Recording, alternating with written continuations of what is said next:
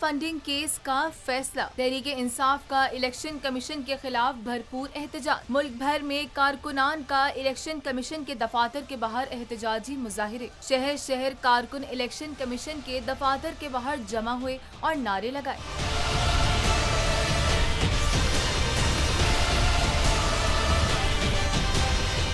Election commission मंजूर है, ना ही उसका फैसला। इमरान खान के कारकुन शहर शहर एहतजाज पर निकल आए।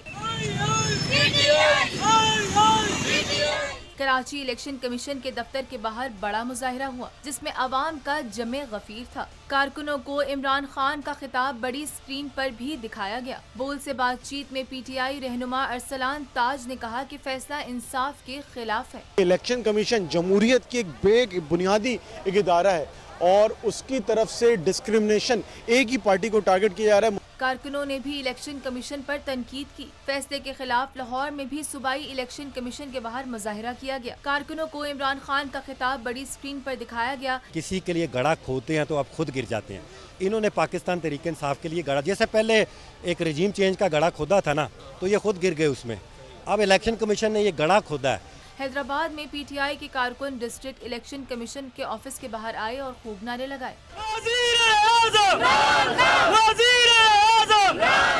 अवामों में इस वक्त जो गुस्सा है वो इसीलिए है कि जो चीफ इलेक्शन कमिश्नर के गलत फैसले हैं, हम उनको नहीं मानते। तो ये खान साहब को फॉरेन फंडिंग के केस में फंसाना चाह रहे हैं, जो कि उन पे अभी तक कोई केस साबित नहीं हुआ। पाकिस्तान तहरीक इंसाफ का ही मुतालबा है कि ये एक मुतनाज़ा शख्सियत है।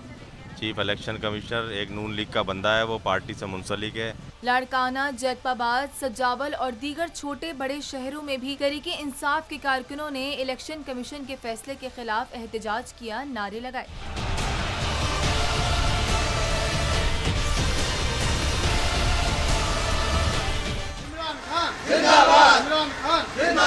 इलेक्शन कमीशन ने PTI ममनुआ फंडिंग केस का फैसला सुनाया था। नून लीग और पीपल्स पार्टी की फंडिंग से मुतालिक केसेस भी इलेक्शन कमीशन में चल रहे हैं, जिनका फैसला आना बाकी है।